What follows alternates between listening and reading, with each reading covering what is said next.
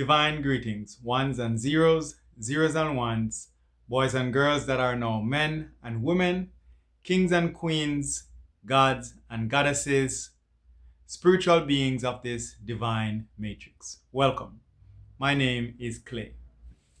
Today I want to talk about the Kemet phrase, know thyself, and how that relates to me and my journey as I went through schizophrenia and when I was hearing voices, as I still do hear voices.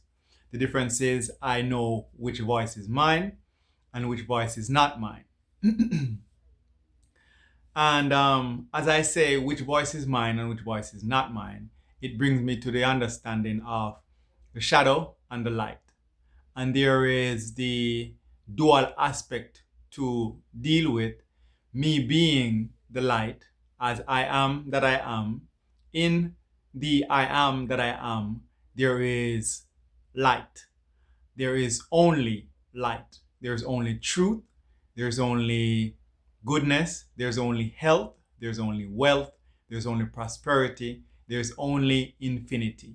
It is in the shadow of the I am that there is finite, that there is diseases, that there is the shadow, or you could say darkness, or you could say bad. So with that in mind, I understand how it is that I hear voices within and voices without. And there's two aspects of the voices within, because there is the voice within, which is relating to the idea of the creator and the co-creator. Me being the co-creator in the creator. So that is the I am in the I am. I am the miniature or the small I am in the greater I am. And I'm also witnessing the shadow or the less than the I am in the lesser than the I am. So that's the without and the without and the within and the within. Now, that being said, understanding the voices that I hear within. Today, I continue to be amazed as I went through the schizophrenic break and hearing voices. I continue to be amazed with the stages of development of the human being, of me as a human being. And I'm relating that to other human beings and what they must have encountered, and the differences in how we encounter enlightenment, the differences in how we encounter being awakened to the truth. So for me, I'm what in the spiritual community we call it clairaudience. So I hear things. I have other gifts, but my main gift is being clairaudient. So in my schizophrenic break, I heard voices. Not all schizophrenics hear voices. Some schizophrenics see things. I also saw things, saw delusions, saw distortions of reality. So I would see people and not recognize that that is a person. In my break, I recognized or I saw that person as an alien being or some kind of deformed shape, which was a projection of my fear onto that person, as well as the shadow aspect of that person. So you can see a person's shadow aspect. You can see that person's demon. You may see a person with 3 eyes. You may see a person with 5 eyes, 7 eyes. And it's not always my projection onto that person. It could be, or it is sometimes that I'm seeing the shadow aspect of that person. That person being a 7-eye being or a 5-eye being. And there's different understandings of this, right? Because you may encounter a person that smells different. You may say this person has a different smell. And in normal life, we may say that person have a different smell, right? For example, as a race of people, typically, for example, black people, African people may say that Caucasian people smells differently, and Caucasian people says that black people smells differently, right? Indian people or those on the Indian India is not a continent, and the Indian in India may smell differently, and that may come from the culture, right? So it's the same thing wherein in my clear visual state as a schizophrenic, I saw people who looked differently. They looked like different beings. Ones with 5 eyes, ones with 7 eyes, ones with distorted heads and distorted body figures, different shapes, different sizes. So it's in that way that I've come to understand that there are things that we see that is not readily seen by others. And also, as I see things one way, another person may see the same being in another way. So instead of seeing them with 5 eyes, they may notice that their limbs are different or their skin is different. You know, it's all about how you perceive that person based on your shadow and based on what that person's shadow is. And it's the same thing with hearing. So as I was saying, being a clairaudient, I hear voices. I may hear your shadow speaking through you to me or just speaking out loud. Or I may hear my shadow, my demon, speaking to you, speaking to me, speaking to source. And it is for me to know and understand that that is my shadow or my being, my state. It may also be my higher self that is speaking to me, and it is for me to differentiate what it is or who it is, what it is and who it is that I am hearing. So today, I was in amazement as I was talking to myself. And before my schizophrenic break at the age of 38, and I'm now 44, so this is 6 years, and I'm still in amazement. Before 38, I could not speak to myself in this way, where I literally hear the voice within me speaking as if it's a separate entity. Just as I'm talking here, the only difference is that my mouth is not moving, my physical is not moving. However, I'm hearing audibly within my soul, within my brain, you could say. I'm hearing audibly the words of a being. And this word may be in the form of English, it may be in the form of another language. It's audible. So that's why I titled this Sheer Know Thyself, hearing the voices from within the shadows. And another aspect of hearing the voices from within the shadows is understanding which aspect is God, so to speak, and which aspect is the devil, so to speak. Which aspect is the good and which aspect is the bad. Which aspect is the infinite, which aspect is the finite. Which aspect is source and which aspect is wanting to be source. And in understanding that, that is the process of know thyself. When I was less healed after the schizophrenic break, I would need more medication. I would need more medication to quiet those voices, because I was not in tune with myself to be able to transmute those voices. Now, those voices are unhealed for the most part. What is belonging to me per my soul contract, right? What is mine to bear witness to and transmute per my karma, I have to transmute and alchemize, right? Or transmute or alchemize. Because transmuting is the same thing as alchemizing. It's turning lead into gold, so to speak. That which is heavy into something that which is light. That which is poisonous into something that is medication for your soul. So, hearing the voices, whenever I hear voices, I listen to the voice.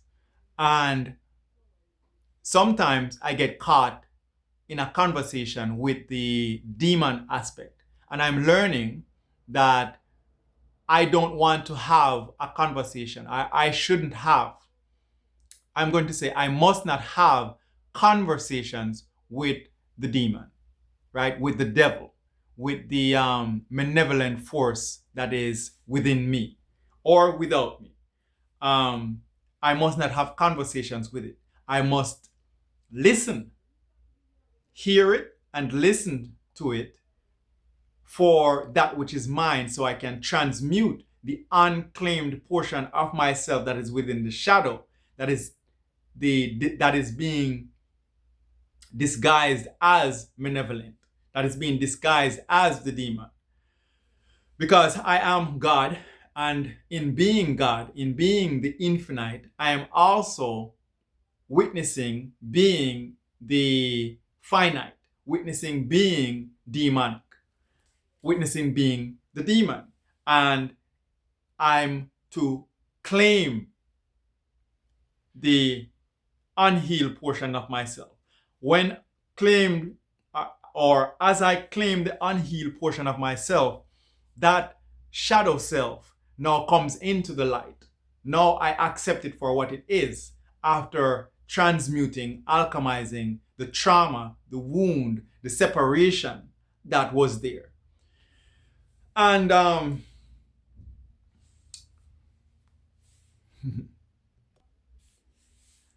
to give an example of something that is within me that I have healed or I have accepted, something that I have alchemized, is my attraction to big women, fat women, they would say, or we would say fat women.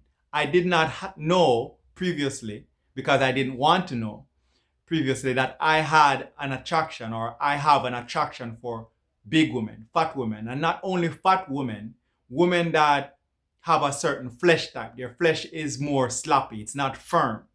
So I have an attraction for those women. And I would not accept that I have that attraction before I was even 42. So I was suppressing and oppressing that aspect of my shadow self.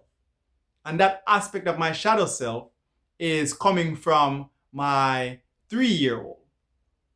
Because my 3-year-old has that shame from my childhood, where my observation of these women, or observation of my mother, was a big woman. However, she was not a sloppy woman, as you would say. In her not being this type of woman, I felt shame, because she shamed those type of women. And I took on her motherhood wound. As I took on the motherhood wound, though, I developed an attraction for the thing that I'm not supposed to have according to my motherhood wound. Trustfully, you understand that, what I'm saying. If you don't understand that, or if you're not understanding what I'm saying, please feel free to have a comment in the comment section and question me as to what it is that I am saying or to clarify something. It is a joy for me to clarify it in your cognition, as clarifying it in your cognition as we are one clarifies it in my cognition. Another aspect of the healed portion or claiming my healing is white women. I didn't know that I have an attraction for white women, and it's white women of a similar type. And these white women would be tucked away in my persona because as I grew up, I as you can see, I have my locks and I am a Rasta, right? As a Rasta, this Rasta coming up would not see white people as the type of people to accept them into your mentality as one, to the degree where you can mate with them, to the degree where you can have sexual intercourse or some kind of relationship with a white woman, right? So I had that hidden in my persona. Now, upon healing that persona, and that trauma is coming from my 9-year-old after seeing a film. The film is called Mississippi Burning. Now, in seeing the film, I recognized that white women were attractive in a sense that they could, they solicited certain inferiority complex within me. And I wasn't aware of this at the time. And I hid it. I hid the truth that I believed that a white woman could therefore make my situation better. And this goes into natural default responses or reactions. You know, you have a white child or a mixed child, a child with lighter complexion, that child is going to be treated differently. All those things at such a young age is tucked away into your mental, at least in my mental. And I know it is in other people's mental also, should they choose to expose it. So now I realize that I have this desire for white women, and I've since healed that, or I'm in the process of continuously healing that aspect of my shadow self by claiming that aspect. Whenever I feel that attraction, I look into it and see what it is that is causing that attraction and accept it for what it is. And I see that sometimes, most times, it's a feeling of guilt in my sacral chakra. And as I feel that feeling of guilt in my sacral chakra, I have to transmute, alchemize. Why is it I'm feeling guilty? An example is I may be feeling guilty because I have creative energy that I'm not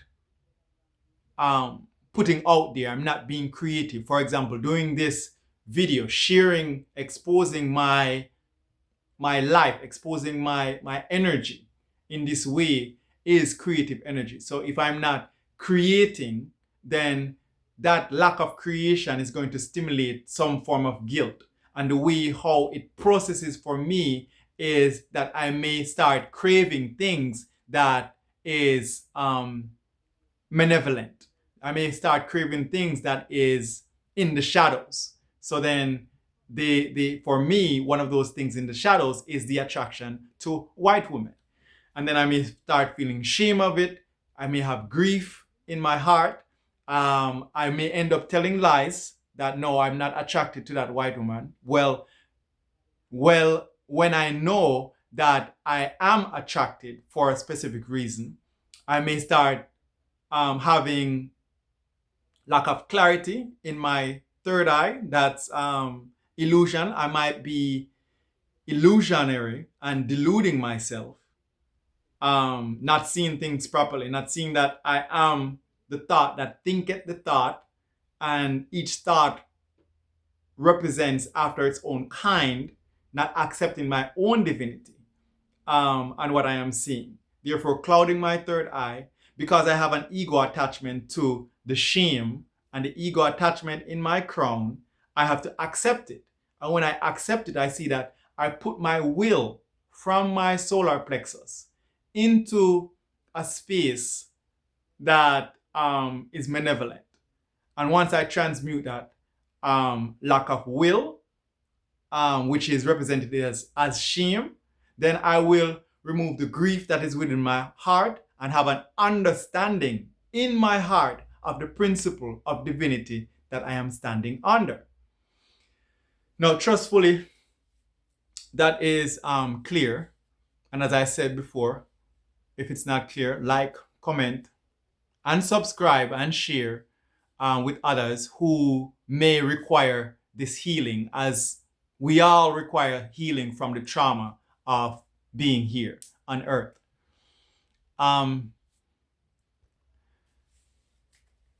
Something else to consider, or I want to expose, is that as you claim unhealed portions of yourself, as you bring that self from within the shadow into the light, what you will find is that you accept that portion of yourself. You forgive, however, you do not forget. In accepting that aspect of yourself, for example, I accept that I used to drink alcohol. And I accept that I enjoyed alcohol. My perception was that I enjoyed alcohol when I was drinking. I accept that. So I can say I used to like alcohol. Now, when I accept that unhealed portion of myself into the light, I see alcohol and I know alcohol for what it is. I do not judge it. I simply say alcohol can be used for many different things. Even now, if I manage to need some kind of medication that requires alcohol, I will have alcohol in that light. Understanding the principle that I stand under. It's no different than me having the demon within and knowing the demon, yet not allowing the demon to tell me what to do. I accept the demon for what the demon is. So therefore, I respect the demon. I do not stand under the demon. I stand under the principle of love. And the principle of love says you must respect life. You must respect the demon for what it is. And the demon an example is the finite. The demon is the physical. The demon is is that aspect, that entity, that chaos that must be transmuted, must be alchemized. And there are aspects of that which will never be transmuted. There are aspects of that which will never be transmuted. The physicality of the earth will never be destroyed. The physicality of man's flesh transitions, right? So the physicality of man's flesh is as a demon, as to the spirit, which is godly, which is spirit. The spirit is the infinite. So from that perspective, I can stand under the principle, I do stand under the principle of love, seeing the energy of fear and respecting the energy of fear. Now, that coming from me hearing voices and understanding that it is for me to know thyself. And in knowing thyself, I hear voices in the shadows. And it is for me to alchemize the voice that I hear in the shadow. And sometimes it is for me to claim an aspect of me that is in the shadow. And sometimes it is for me to simply respect the voice that I hear that is in the shadow, that is not to be claimed, because sometimes it's not mine. Sometimes it's the outer voice. And sharing that, exposing that. Another aspect I'm remembering is that I hear voices. Some people have feelings that they translate to voices or translate into sensations, into language. So I hear a voice inside me say, no, that is what I'm talking about. And I feel pleasure. Someone else may simply feel the pleasure without hearing the voice. That concludes my share. As I say, Ashe, Amen, and Namaste. Each one, reach one, teach one. Like, comment, subscribe. Share if you dare. Ashe.